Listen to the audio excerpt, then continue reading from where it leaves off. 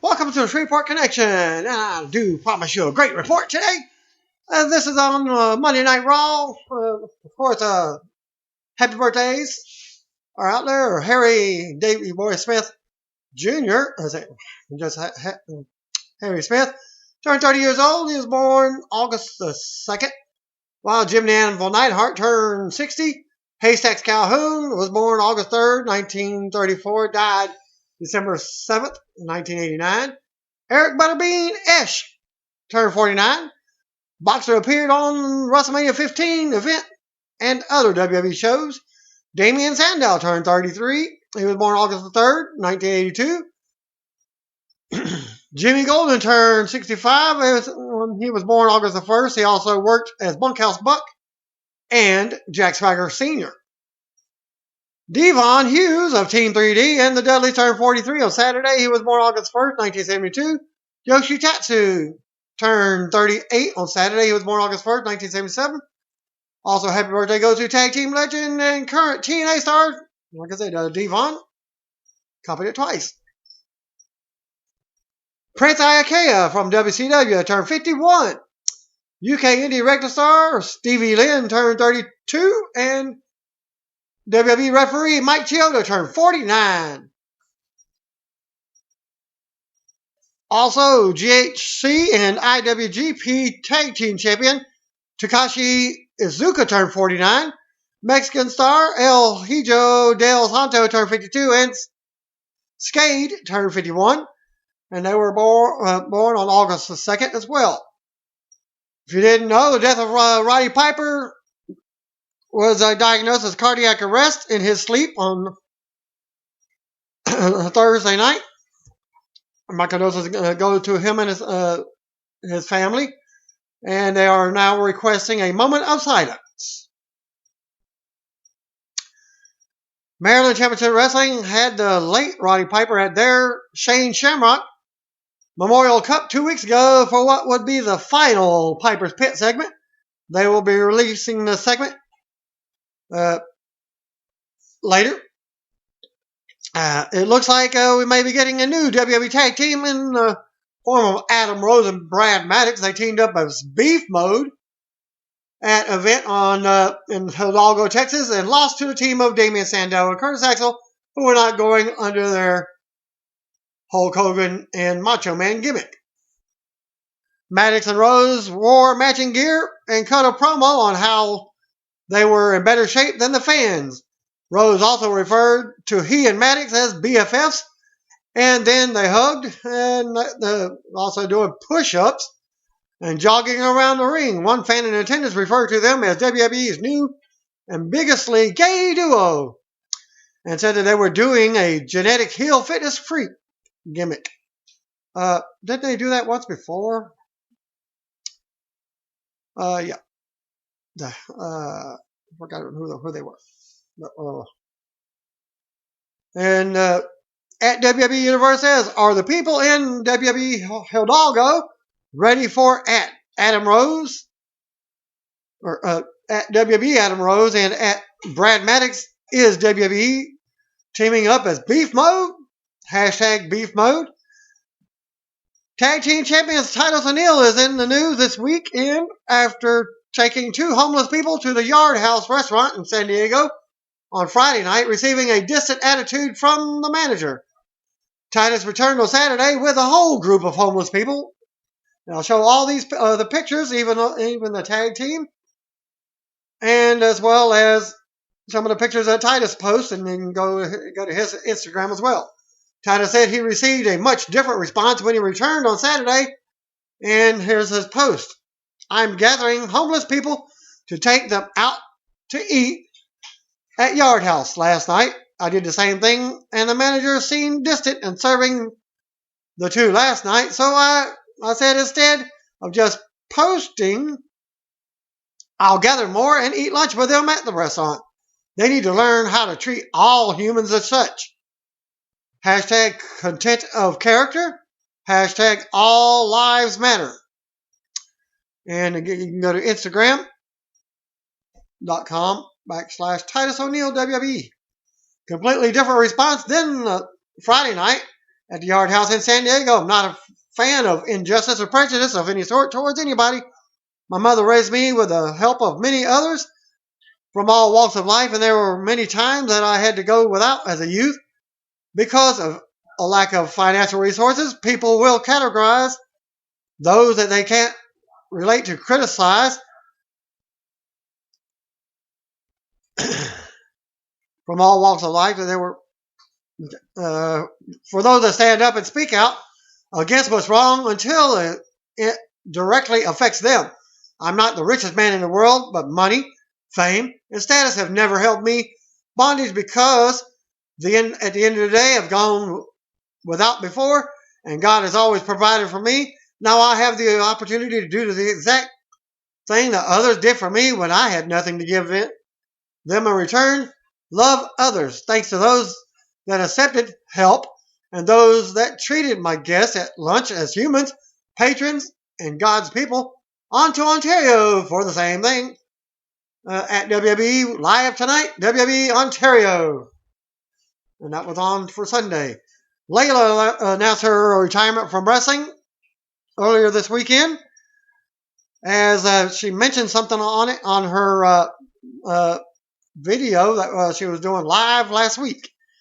Ryback says that he will return at SummerSlam, and he's more focused than ever and even hungrier. At Ryback22, follow him on Twitter. Come SummerSlam, I will be 100%. To think otherwise is just #stupid. Tough Enough segments taped a fire segment for Tough Enough this week. Basically about firefighting. And I'll post that link right there for you. And also another video. They did a digital extra of ZZ struggling with a drop down drill.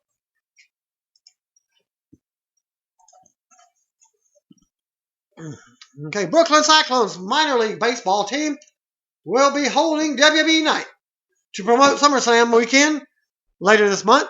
It will take place on August the 19th at MCU Park in Brooklyn, the same site of Ring of Honor's Field of Honor event on August the 22nd during SummerSlam weekend.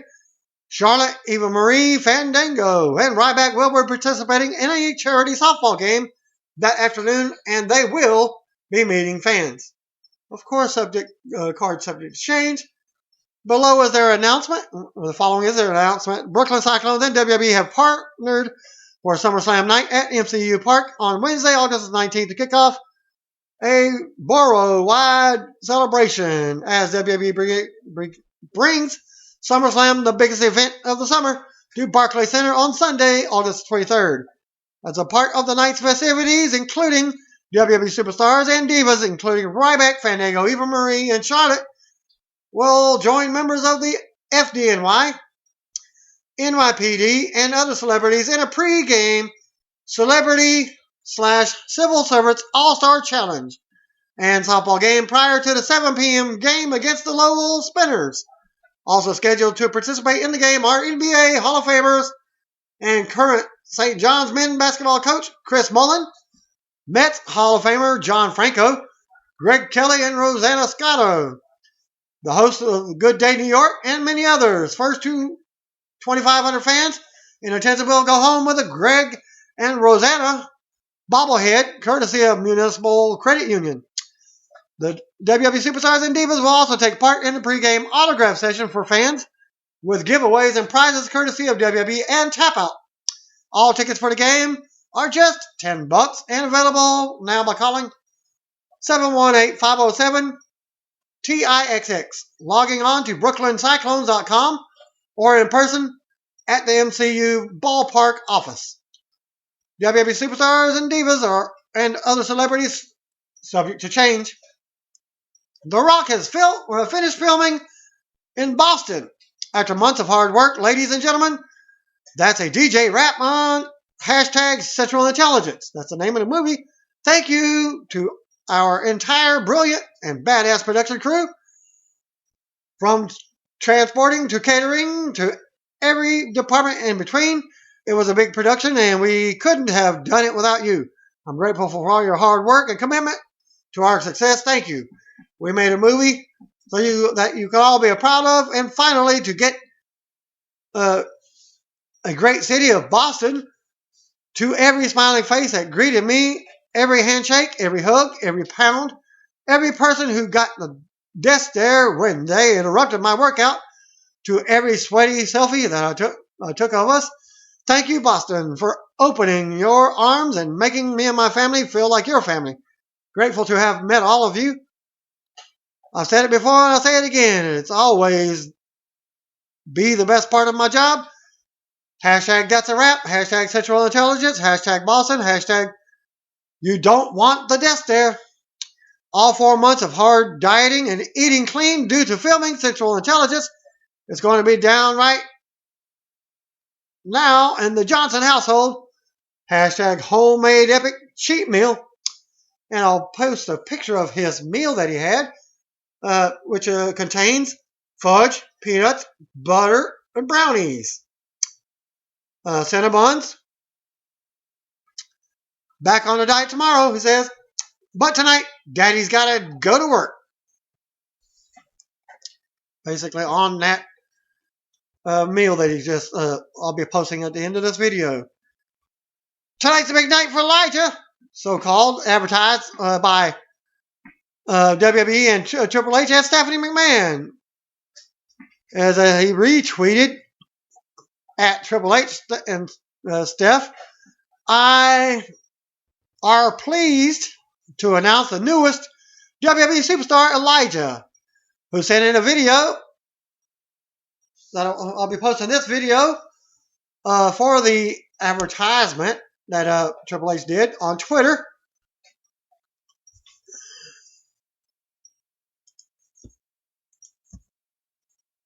And Dolph Ziggler isn't the only WWE superstar in the WWE Studios' upcoming 642 thriller.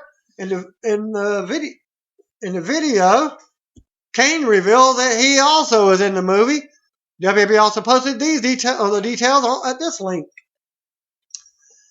Ray Fitzpatrick, WWE superstar Dolph Ziggler is playing that part, is a tough as nails narcotics cop working the beat in Los Angeles after a drug bust goes wrong. Ray is forced to shoot his own partner, leading to his suspension from the police force.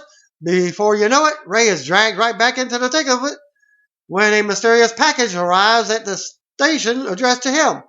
The package leads Ray and his colleagues to an encrypted website where an unidentified kidnapper broadcasts a threat to Ray and the entire police force. The kidnapper, it turns out, is holding a young boy hostage, and unless the police department can come up with $2 million ransom, he'll set off a time bomb strapped to the child's chest. The department, led by it, Cronin, that's the part Kane's playing, comes up with a payoff, and Ray is tasked as the bagman. When the handover goes down, Ray is forced to shoot and kill the kidnapper before he can set off the bomb and kill the child.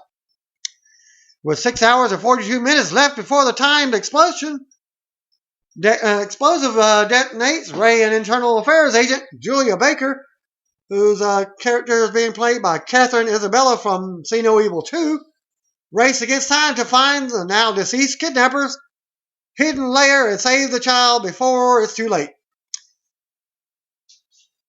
Eva Marie continues her training at this link on Total Divas. Brian Fritz has the following GoFundMe request for the retired pro wrestler Jerry Lynn, who is undergoing neck surgery this week. Jerry is one of the best guys you will ever meet in and out of the wrestling ring. Plus, he has a fantastic 25-year career putting on exciting wrestling matches that have thrilled so many of us. All those years are taking bumps and have taken a toll on him, and he needs our help. We're looking to raise money for his medical bills with GoFundMe campaign at this link right here. GoFundMe.com/help Jerry Lynn. Jerry has been experiencing chronic neck pain as well as pain in his right arm and numbness. The first procedure will be neck surgery to remove bone spurs, replace 3 degenerative discs, and fuse his vertebrae.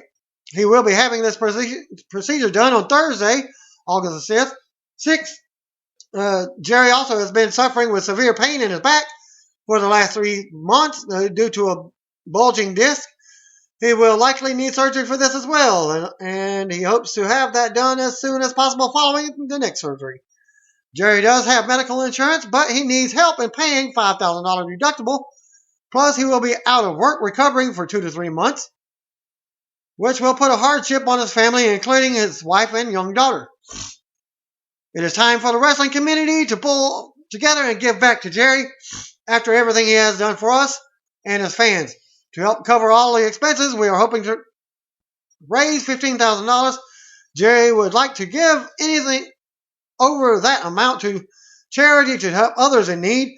The charity he has chosen is the Nashville Rescue Mission, which seeks to help the hurting of Middle Tennessee by offering food, clothing, and shelter to the homeless and recovery programs to those enslaved in life-degrading problems.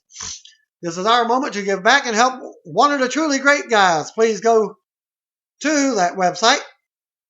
Any amount will help, even 5 pennies. He's a true class act, and I'm very sorry to hear that he is going through this.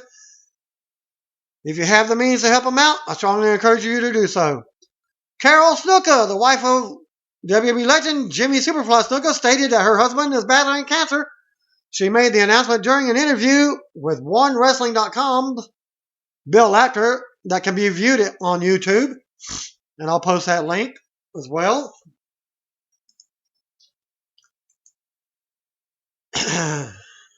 Carol also announced that Jimmy was diagnosed with stomach cancer. She said that he underwent surgery to have a portion of his stomach and lymph nodes removed. He returned home on Friday, the same day he learned that his on-screen rival, Roddy Piper, died. Yep. Up, down, YouTube gaming channel has released a new video showing Xavier Woods alongside Damian Sandow, possibly his new character, a rapper gimmick called Sizzle. And this could be a possible spoiler that he may be doing this as his future character. Sizzle dropping since Sandow has dropped the Macho Man character.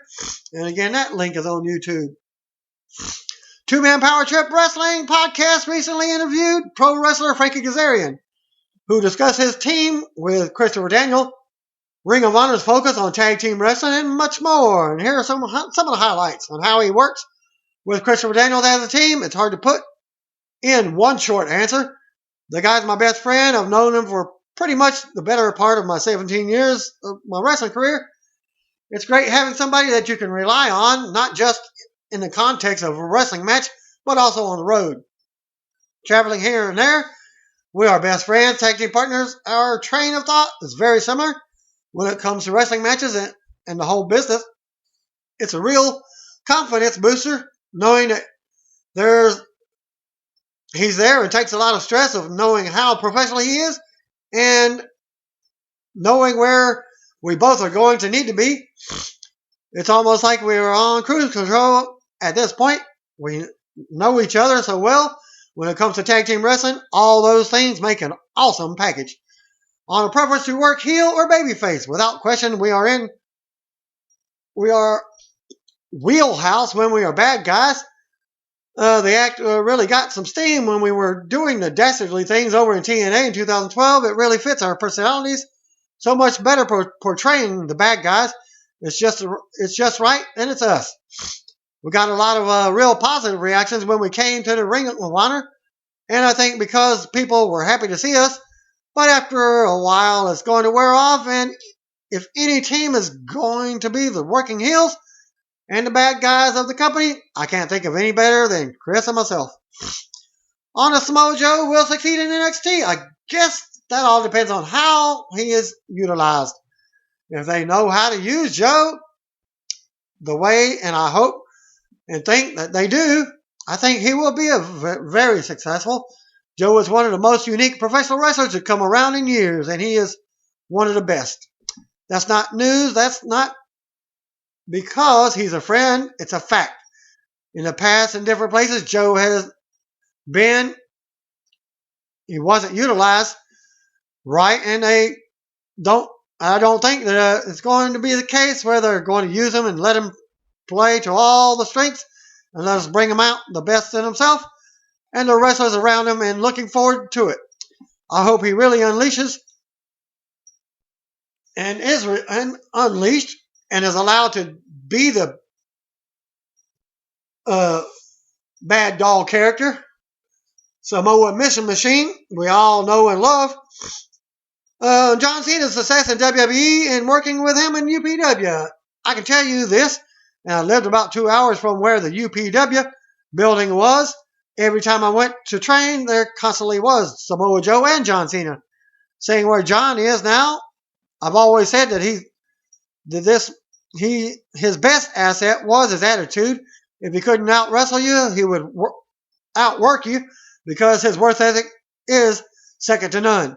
His success doesn't surprise me, but maybe the magnitude and the fact that he became the global star that he has is pretty astonishing, but not surprising. You can like who you like and hate who you want to hate. But I can never understand the hatred for this guy. I've never seen the guy crap the bed in the ring. I've never seen not elevate the guy he's in the ring with. He's not boring. I don't understand the hate. I get not liking the guy, but there are people who just despise him. He is doing something. He is touching some nerves inside you. I'm a John Cena fan, and I think he is quite good for the professional wrestling business. And the next highlights are from a Sports Illustrated Extra Mustard interview from Bret Hart on Roddy Piper helping his career. I would be a footnote in this business without Roddy Piper. Roddy took a shine to me and took me under his wing. Maybe it was because I was a Canadian kid like he was, but he protected and looked out for me right from the start. But from the first time I met him, then he comments on rumors that Bret and Roddy were related. Roddy's last name was Toombs, and I told my dad that I told him my dad had family with the same name on his side of the family. Roddy was from around the Saskatoon area, and my dad was from Saskatoon. So we toyed with the idea that we might be blood related. As it turned out, Roddy and my dad got to compare notes when he came to Calgary. We determined that there were two different spellings, Toombs, Toombs, and Toombs, Tombs, so we weren't related. But from the very first day that we always wondered about it, Roddy always called him Cuz. We never called each other Roddy or Brett. We always called each other Cuz, right up to until he died. Along with my brother Owen and Jim Neidhart, the closest guy to me in the business was Roddy. On Roddy and Randy Savage being leaders of the locker room, Roddy and Macho Man were leaders in the dressing room. Think of guys like Hogan. They never did anything for anyone. Hogan came to his private locker room with a star on the door, and no one was allowed to knock on the door. And you can check out the full interview yourself at si.com or that Sports Illustrated website. Hall of Famer The $1 Million Man was backstage at Raw in San Jose. Ryan Clark reports the dark match. There wasn't any from either before Raw, after Raw. But Superstars matches was Fandango defeating Heath Slater. Spoiler. Jack Swagger defeated Bo Dallas with a Patriot Lock. Nothing new with that. And they take the matches from Superstars. Matt Boone reports that Fandango defeated Heath Slater. So there's two reports on this. One-on-one action to kick off the Superstar taping. There was a lot of comedy spots in the match, which the crowd seemed to get a kick out of. In the end, Fandango hit his finishing move on Slater to secure the pinfall. Jack Swagger defeated Bo Dallas in the second of the two matches taped for Superstars. Crowd was super into booing Bo Dallas. In the end, Swagger caught Dallas in his Patriot Lock submission finisher as Dallas eventually tapped out, giving Swagger the submission victory. And that's how this week's Superstars ended. Just two matches. This week's Raw kicks off with everyone on stage in a graphic for Roddy Piper. 10-bell salute happened. And we get a very touching video package of his life and career From there, the regular Raw opener hits, and out comes Seth Rollins for a promo. Rollins brags about breaking John Cena's nose last week. He shows footage of several replays of the knee which is the knee to his nose. Then he challenges him to a match, title versus title, winner take all, at the 4-hour SummerSlam event. He issues a World Heavyweight Championship Open Challenge. Well, we head to a commercial break. We come back from the break. Rollins tells JoJo he has some conditions of the match. Of course, more stalling. Person challenging him must be under 6 feet tall and under 200 pounds. JoJo says, "So you mean El Torito?" Rollins says, "Yes." Well, the music hits for El Torito. However, he doesn't come to the ring. Neville's music hits, and out he comes. Well, he is under 200 pounds. So we get that match. Great match. Announcers point out Neville is under 6 foot and under 200 pounds. Bell rings, and there we go. We got Neville versus Rollins for the WWE title. Crowd immediately begins chanting for Neville. As soon as the match begins, Neville ends up knocking Rollins out of the ring.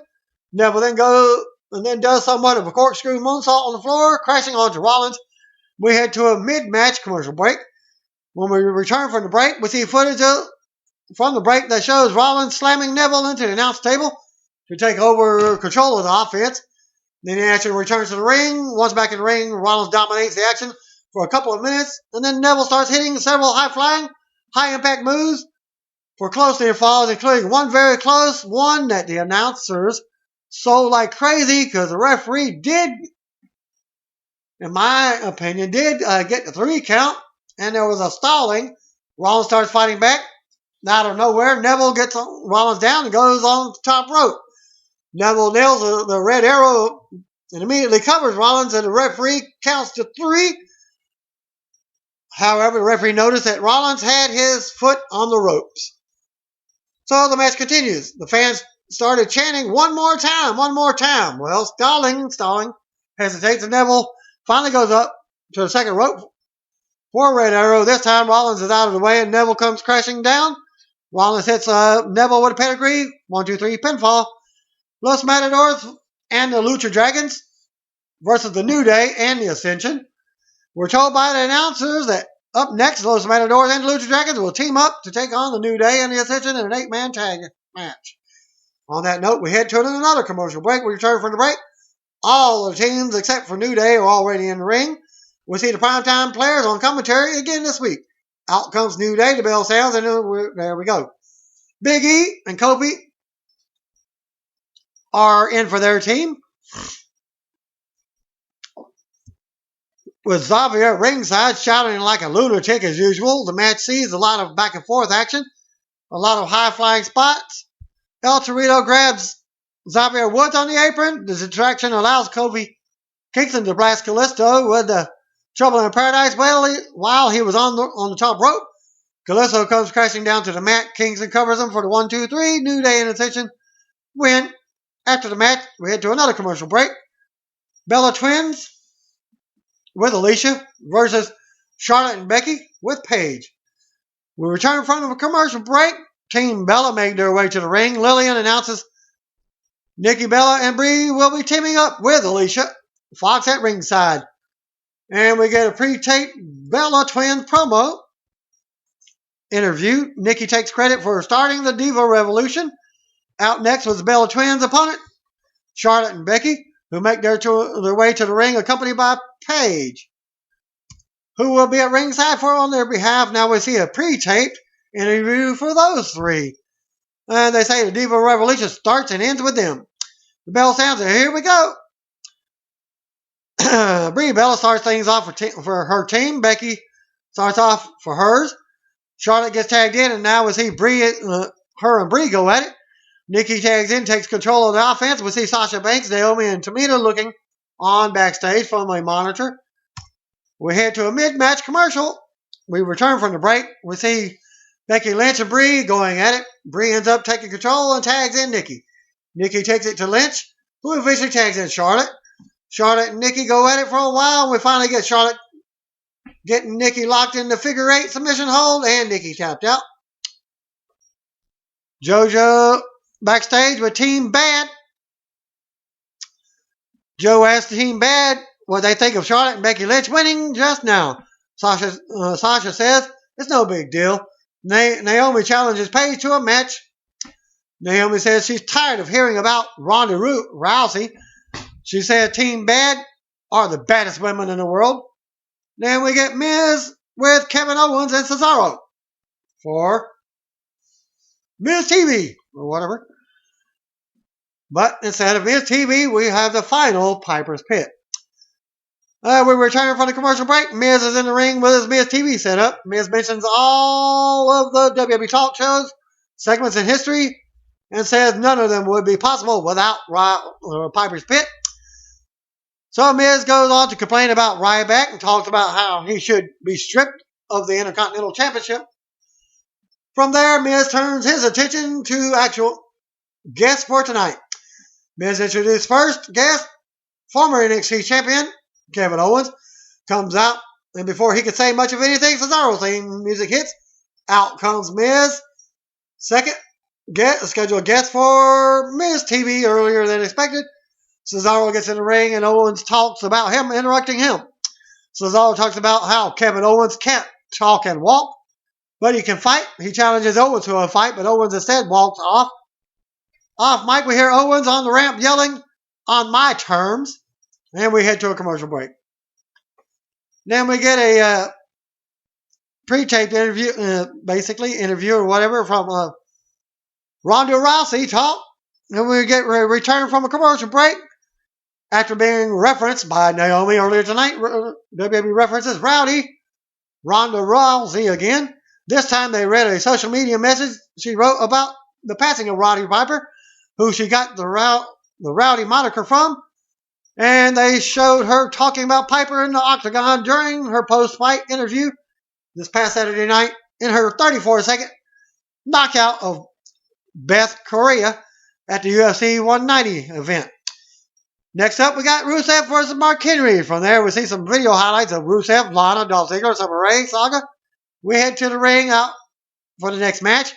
Out first comes the duo of Rusev and Summer Rae. After that, Mark Henry, same music hits. Out he comes for his one-on-one contest. The bell sounds, and here we go. Rusev dominates the action early on. We see Summer looking on with approval. Rusev blasts Henry with a huge kick, and then another. Covers for the 1-2-3. After the match, as Rusev and Summer celebrate in the ring, Rusev blasts Henry with a third big kick to the face. His music hits again, and finally it's over. Backstage segment with Bray and Luke Harper. As we see Bray and in their typical strange room, the two talk about Roman Reigns and Dean Ambrose and how they messed up. They tell them to run. Bray Wyatt and Luke Harper and Sheamus will be taking on Roman Reigns, Dean Ambrose, and Randy Orton in a 6-man tag team action in tonight's Raw main event. We head to another commercial break. Next up, we got Jack Swagger versus King Barrett. When we return from the break, Zack Ryder is in the middle of making his way to the ring. Out next comes his opponent, King Barrett. Barrett gets booed. Good reaction from coming out and takes the mic for a quick pre-match promo. Barrett talks about being the king and how nobody is worth the dirt on his boots. Bell sounds, and here we go. And what amounted to be pretty much of a squash match, Barrett ended up hitting the bullhammer for the 1-2-3. After the match, we head to another break. Paul Heyman and Brock Lesnar segment. I didn't see that. I fell asleep during Raw. That part was so boring, I fell asleep at that point. We return from a commercial break. Paul Heyman makes his way to the ring and he introduces himself as usual. My name is, and the fans who are apparently big Heyman fans in San Jose saying along with him. Heyman talks for a bit about Brock Lesnar, The Undertaker, and SummerSlam. He shows the video of Lesnar dominating Taker in the past and other stuff. Then he introduces his client, Brock Lesnar. Lesnar's music hits and he makes his way down the ring. Heyman goes on to tell the story that Vince McMahon didn't want him to tell.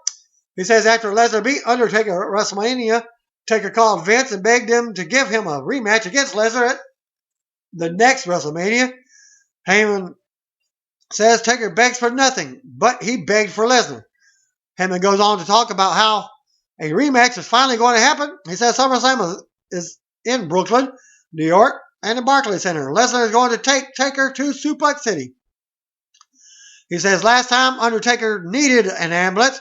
He says this time he will be done forever. He says Undertaker will rest in pieces. All the time he's saying these last few points, he is completely screaming and turning red and going nuts. Lesnar's music hits, and they leave. We head to another commercial break on that note. Next, we get the Naomi and Paige match, and I'm still asleep. We're back from the break, and we see a video of tonight's Raw Diva Tag match where Charlotte tapped Nikki Bella out with a figure 8 submission. From there, we shoot back live inside the arena, and Paige music hits. Paige makes her way out to the ring, and what she calls a submission sorority. Paige, Charlotte, and Becky Lynch, supposedly their new tag team name. Out next with Team Bad, Sasha Banks, Naomi, and Tamina. It will be Paige and Naomi in one-on-one action, and the Diva Revolution continues tonight on Raw. Announcers promote the fact that Paige will be appearing on the Stone Cold podcast, after all, on the network. Early on, Paige getting some offense on the larger Naomi. However, it isn't long before the heel Diva takes offense and begins dominating. Naomi takes Paige out of the ring, beats her up, slams her back first into the ring apron, and then rolls her back in the ring. Back inside the ring, Tamina continues to dominate. Paige starts fighting back. Paige gets Naomi in her PTO submission finisher, which Naomi tapped out.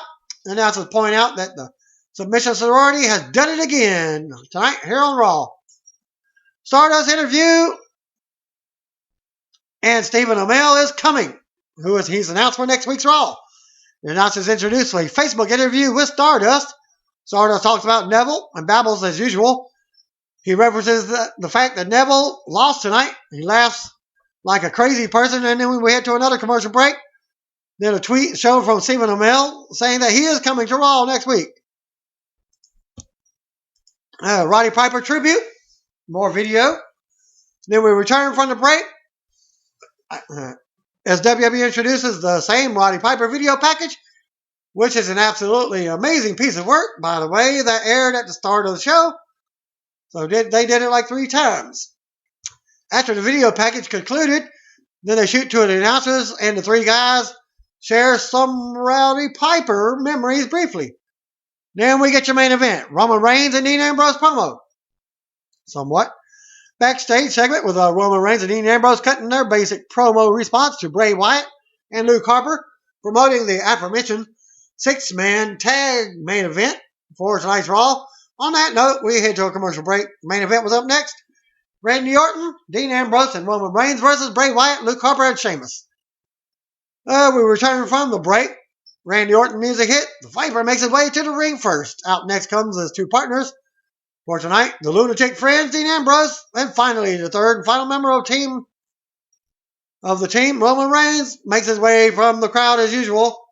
From there, we get Sheamus. His music hits, and the Celtic Warrior makes his way to the ring. Out next are our tag team partners, Bray and Luke Harper. Our 6-man tag main event is about to get underway. Early on, baby faces enjoy the control of the match. Trio Hills are on the floor. So Ambrose hits a wild dive on all 3, taking them all out. Shortly after that, we head to a mid-match commercial break. Back from that break, and we see Sheamus taking it to Reigns. Finally, Reigns regains control. Reigns asks for Wyatt to be tagged in, but instead Harper is. Reigns immediately starts taking it to Harper and then tags in Ambrose. Ambrose comes in and picks up where Reigns left off. After some double teaming and triple teaming offense, Wyatt, Harper, and Sheamus lay out Reigns, Ambrose, and Orton on the floor. On that note, we head to another mid-match commercial. We return from the commercial and we see Wyatt taking it to Ambrose in the ring. He then tags in Harper, who takes over. Ambrose ends up slamming Harper to get back in the fight. Ambrose slowly crawls to his corner where Reigns was just knocked to the floor. He finally makes the tag to Orton. Wyatt also tags in. Orton takes a hot tag and is taking out any and everything that moved. Orton hits a draping DDT off the middle ropes on Wyatt. Orton starts going into the Viper mode, pounding the mat and calling for the RKO, only to be attacked from behind by Harper. Then Ambrose takes him out. On the floor, however, Harper takes out Ambrose with a big boot, but then Reigns takes out Harper. Back inside the ring, Reigns is on the apron begging for Orton to make the tag. As he does, Sheamus tags in as well. Reigns takes a hot tag now, and now he is absolutely destroying everything in sight. On the floor, Reigns catches Sheamus with a big boot, big shot, and then runs over to Wyatt, who is standing up, but laying the top half of his body on the announce table. Reigns does his running, land on his butt, boot to the face spot, only on the announce table instead of outside the ring apron. And the action returns to the ring where Ambrose and Harper are going at it. Ambrose takes out Harper. There are bodies everywhere. Let the bodies hit the floor. The ECW old theme song. Wyatt goes for Sister Abigail to Ambrose, but Ambrose avoided it and hit the big splash on Harper. Orton nailed the RKO out of nowhere. Reigns followed up with a spear out of nowhere for the 1, 2, 3. Reigns, Orton, and Ambrose won the match. This Raw goes off the air at that point. Okay, as advertised from last week by Triple H and Stephanie, they didn't do it on Raw TV. They did it after the show. Thus, the main event dark match was no dark match. It was the signing of the new superstar, honorary WWE superstar, Elijah. And I'll post the Twitter link for the video, as well as what the WWE Universe says. Elijah Mainville and family are live at WWE Raw in San Jose. Elijah also met his favorite superstar, Stardust, who also supported him in the middle of the ring and backstage. At Triple H says, great to meet Elijah tonight. Almost time for him to sign his Tough Enough contract, because how he got his contract was through Tough Enough sending in the videos. Hashtag Raw at Stephanie McMahon, and a Twitter pic of her as well on there. And also more about what she said on Twitter, about to officially sign the newest superstar, Elijah. And his mom's Twitter account is mom at momsvlog80, and also at Triple H. What an honor to sign our newest superstar, Drax Shadow. That's a name that Elijah will be going under. And Triple H says, just blown away by Drax Shadow. He truly embodies what it means to be hashtag tough enough, hashtag WWE. During the commercial break before the second airing of Roddy Piper tribute video, the Authority made their way out in complete face mode. Stardust came out from the crowd and brought out the kid Elijah to the ring for his ringside seat. Triple H talked up Elijah and psyched him up to sign the contract, with Stardust hyping the crowd. Just as he was about to sign the contract, the lights went out and Roddy Piper's music hit, played as the announcers began to hype the upcoming Piper package. Back from the break, Triple H was silently furious, grabbing a crew member and apparently telling him not to air the video to the live audience. Elijah finished signing the contract without fail, introducing his ring name as Drax Shadow, and giving a cute catchphrase before Stardust paraded him around the ring on his shoulder. A great moment to see live, despite the production issues, which made Triple H pissed off. Well, that concludes my video. Peace out. God bless you. 1 million be. And if you don't know, you better call me, bro.